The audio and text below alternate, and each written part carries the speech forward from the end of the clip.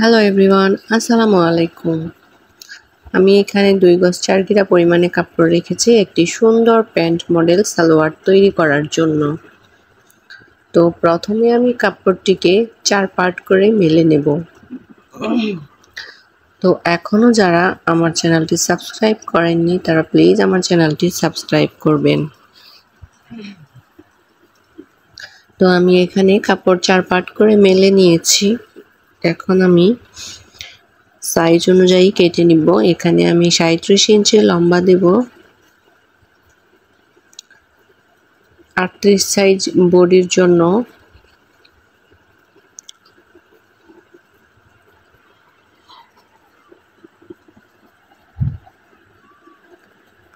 তো রাবার ঘোরা বাদ দিয়ে আমি জাস্ট 37 ইঞ্চি লম্বায় মেপে নিব এবং এই পর্যন্ত আমি স্কেল দিয়ে দাগ কেটে নিব পায়ের মোহরের অংশটা এবং নিচে যতটুকু কাপড় আছে এতটুকু কাপড় আমি ভাঁজ দিয়ে উপরে সেলাই দেব।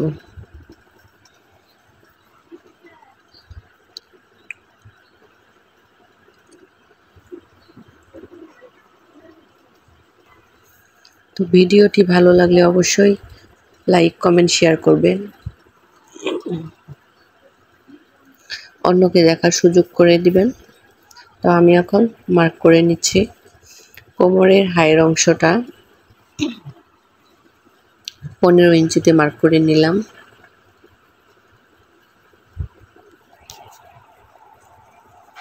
তো এভাবে বড় একটা স্কেল দিয়ে আমি জাস্ট মাঝ বরাবর দাগ কেটে নিচ্ছি হাইয়ের অংশ থেকে।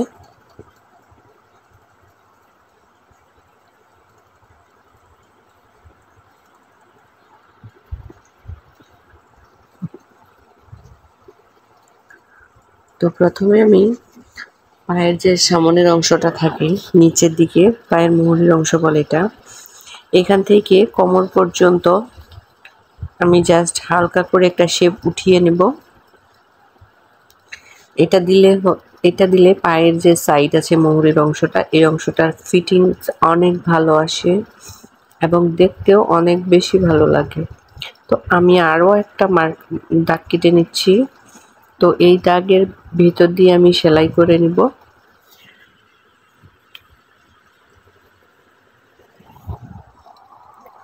একেবারে বরাবর সেলাই দিয়ে দিব।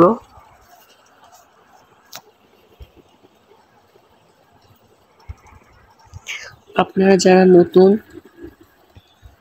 তাদের জন্য ভিডিওটি অনেক গুরুত্বপূর্ণ। তো ভিডিওটি না টেনে সম্পূর্ণ ভিডিওটি দেখতে থাকুন।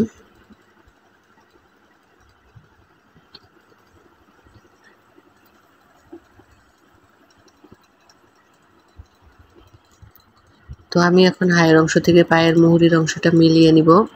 তো এখানে আমি হালকা ঢোলা দিয়ে প্যান্ট মডেল সালোয়ারটি কাটিং সেলাই করব।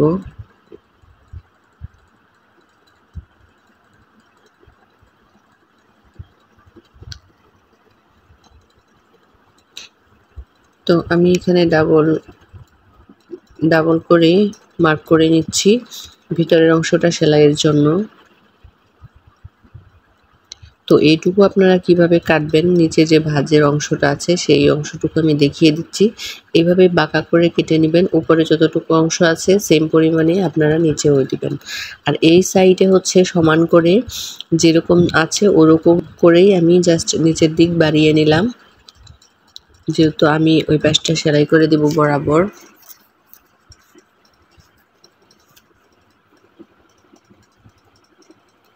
তো ভিডিওটা শেষ পর্যন্ত দেখার জন্য আপনাদের অসংখ্য ধন্যবাদ। এভাবেই সেলাই শিখুন চ্যানেলের পাশে থাকবেন।